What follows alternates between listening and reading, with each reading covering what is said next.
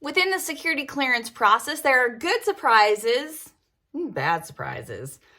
Good surprise. Hey, my secret security clearance determination was made in a matter of a month or so.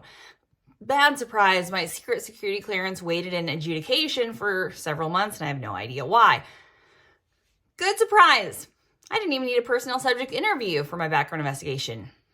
Bad surprise. My background investigator found an issue with my employment history.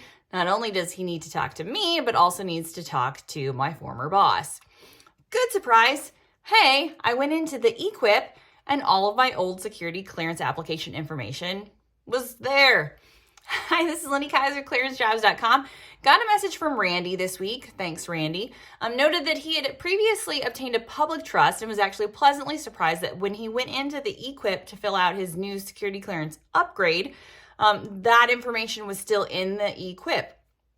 Yes, as a general rule, if you filled out anything within the eQIP in the past, approximately 10 years or so, that information should still be there if you go in for a clearance upgrade.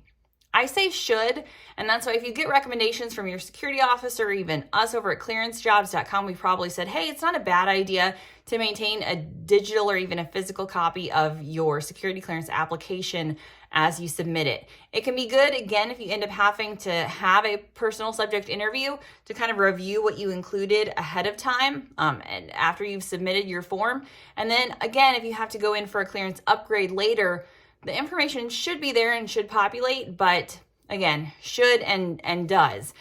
It's also worth noting, again, this, Randy wrote in and mentioned eQIP. Actually, eApp is going to be the security clearance system of record for that application process that we're going to see moving forward. So we should see a shift this year moving from eQIP to eApp rolling out across industry. There have already been pilots with some, industry regions who have been using eApp. We're going to see more and more of that. And again, if you were pleasantly surprised by eQIP, Randy, wait till you see eApp. Way better system, a lot more intuitive, a lot better with the information. But obviously what that means is that we're transferring that information from eQIP over to eApp, which is enabled through NBIS, the National Background Investigation Services. So obviously anytime the government transfers a major technological system, it all goes 100% without a hitch, right? We hope. We're sending all of the good vibes possible for that NBIS transition and for the transition from eQIP to eApp.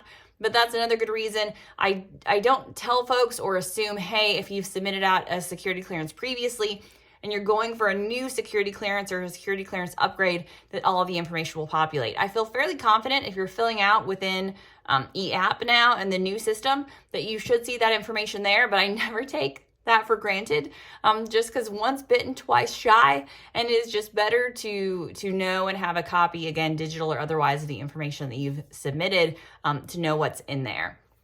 But I think we're moving to this system where we are going to have a much better technological enablement for the personnel vetting process within NBIS, and through eApp, again, a much more intuitive, better process for submitting those SF-86s and submitting the personnel vetting questionnaire, which is what we'll be moving to. And that's going to be super important because under continuous vetting, again, information is being continuously reported back to the government on potential red flag issues. Individuals still have that requirement to self-report, and then you will still be updating your information every 5 years. But again, thanks to having that information all included there, it should be a fairly simple update in terms of saying like, hey, has anything changed in the past 5 years? Should I have self-reported that already? If not, is it something that I need to add again as I update the personnel vetting questionnaire, which is going to be done on a episodic basis to update that information. So in good news, it's always good to be pleasantly surprised when you log in. So better that than the other. But yes, whether you're working in eQIP or eApp, if you filled out an application fairly recently and you have to go in and fill out information again, you should be able to, again, see your information populated there. That should come up. But again, it's better safe than sorry. So knowing what's there ahead of time and doing a little homework will save you time regardless of how it goes. So for more on NBIS, eQIP, eApp, the security clearance application process overall, and other ways to speed it up and make it more timely, you can definitely check out our articles and visit us over at ClearanceJobs.com.